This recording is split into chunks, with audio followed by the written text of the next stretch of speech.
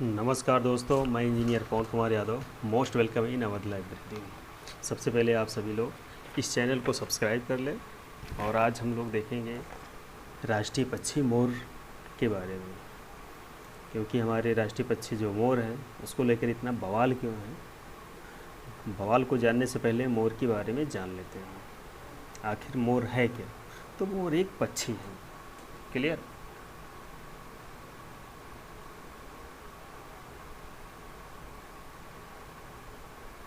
अब राष्ट्रीय पक्षी क्या है? मोर है। किस देश का है? भारत। किसका है?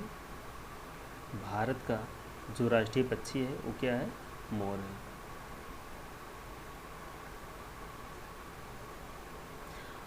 अब बात करते हैं भारत के अलावा इसका जो पड़ोसी देश है उसका भी राष्ट्रीय पक्षी क्या है?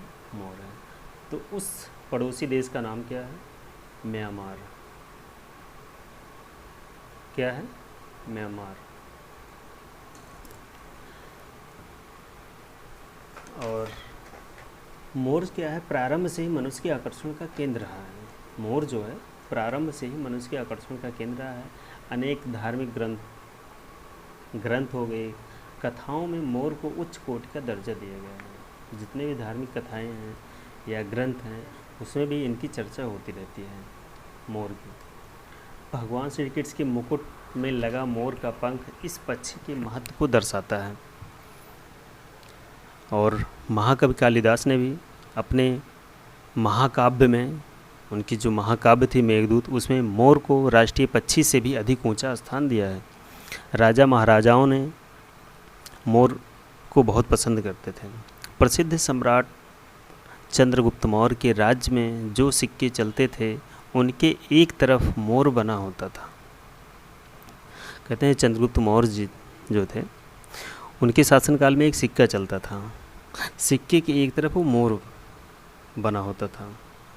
क्लियर? और जो बादशाह शाहजहाँ जी थे, ये जिस तख्त पे बैठते थे उसकी संरचना मोर जैसी थी। दो मोर के मध्य में बादशाह की क्या थी? गद्दी थी, तथा पीछे पंख फैलाए मोर खड़े होते थे। मतलब बनाया गया था।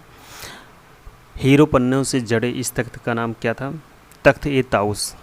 क्या था? तख्त ए ताउस। ताउस क्या होता है? ये अरबी भाषा में मोर को ताउस कहते हैं। क्या कहते हैं? अरबी भाषा में क्या कहते हैं? ताउस कहते हैं। अब देखो मोर को देखते हैं क्या कैसे है।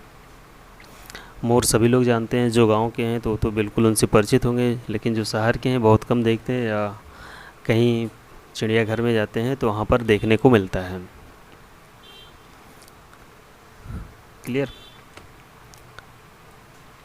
अब जैसे भारतीय मोर, ठीक है, पाओ क्रिस्टातुस, भारत का राष्ट्रीय एक रंगीन हंस के आकार का पक्षी, पंखे आकृति की कलगी, आँख के नीचे सफ़ेद धब्बा, लंबी पतली गर्दन, इस प्रजाति का नर मादा से अधिक रंगीन होता है, जिसका चमकीला नीला सीना और गर्दन होती है और अति मनमोहक कांस हरा 200 लंबे पंखों का गुच्छा होता है।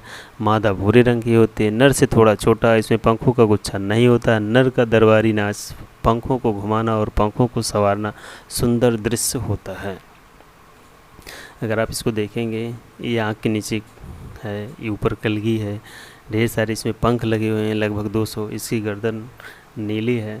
तो जैसा कि आप लोग देख पा रहे हैं, तो ये देखने में अति मनमोहक लगता है। ठीक, इसी को हिंदी वर्जन, इसका इंग्लिश वर्जन है the Indian peacock pavo cristatus. The national bird of India is a colourful swan sized bird with an fan-shaped crest of feather, a white patch under the eyes, and a long, slender neck. The male of the species is more colorful than the female, with a glistening blue breast and neck and eyes, spectacular bronze-green tail of around 200 elongated. Feathers. The female is brownish, slightly smaller than the male, and lacks the tail. The elaborate courtship dance of the male, fanning out the tail and spreading its feathers is a gorgeous sight. अब हम मोर से related जितने भी question आते हैं paper में उनको देखते हैं। सबसे पहले क्वेश्चन क्रिएट होता है कि मोर का तत्सम शब्द क्या होता है।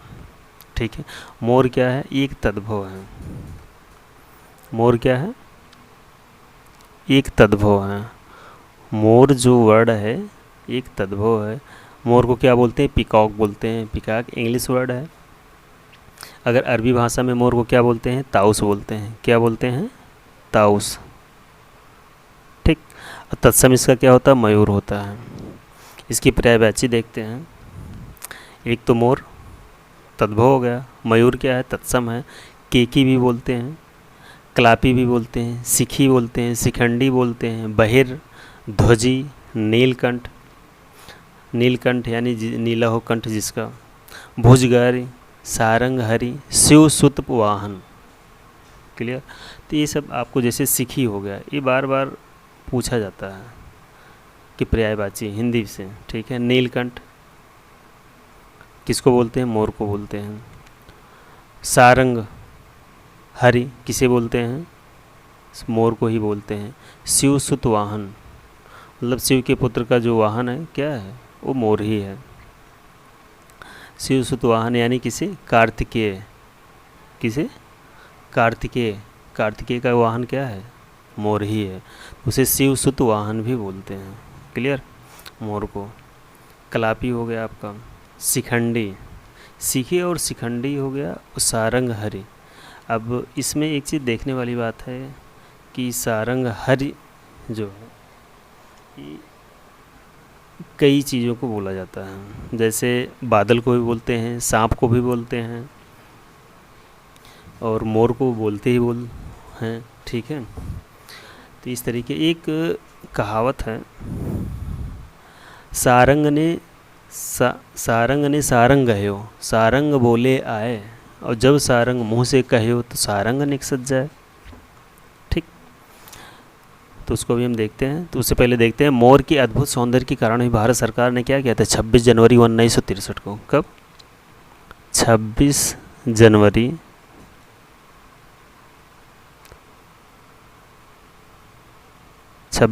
1963 को क्या हुआ था? 26 जनवरी 1963 को भारत सरकार ने इसे राष्ट्रीय पक्षी घोषित किया था। किसे? मोर को। और पड़ोसी देश का राष्ट्रीय पक्षी मोर ही है। क्या नाम है उसका? म्यांमार है। म्यांमार। म्यांमार जो देश है वो इंडिया के पूर्व में है। क्लियर? ये ऐसे ऐसे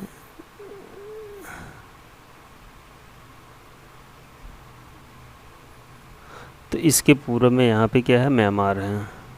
क्लियर?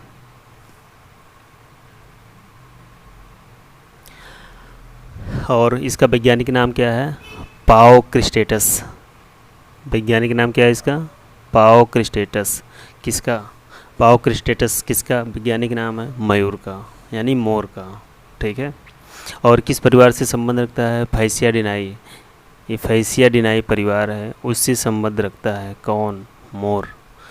मोर का तत्सम क्या है? मयूर है।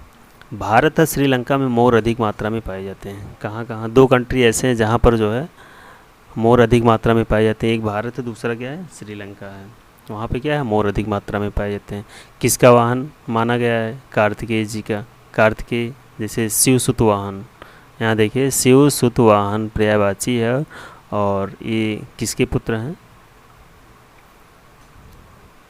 भगवान महादेव के। हर हर महादेव। ठीक।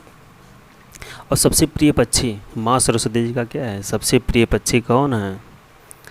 मोर है। किसका है? माँ सरस्वती जी का। इसलिए लोग जब पढ़ाई करते हैं तो अपने बुक या किताब में क्या करते हैं? मोर के पंख रखते हैं। अक्सर ये बच्चे ज़्यादा प्रेफर करते हैं। और अरबी भाषा में मोर को क्या बोलते हैं? ताउस बोलते हैं। अरबी भाषा में मोर को क्या बोलते हैं? ताउस बोलते हैं। तो अभी जैसे हम लोगों ने देखा कि सारंग ने सारंग गयो, सारंग बोले आए, इसको लिखते हैं, उसके बाद समझते हैं।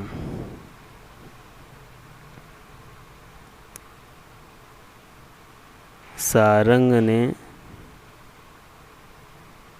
सारंग गयो,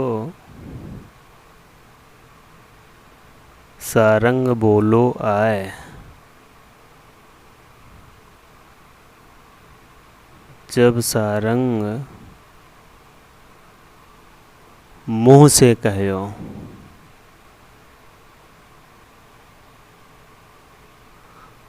सारंग निकसत जाए।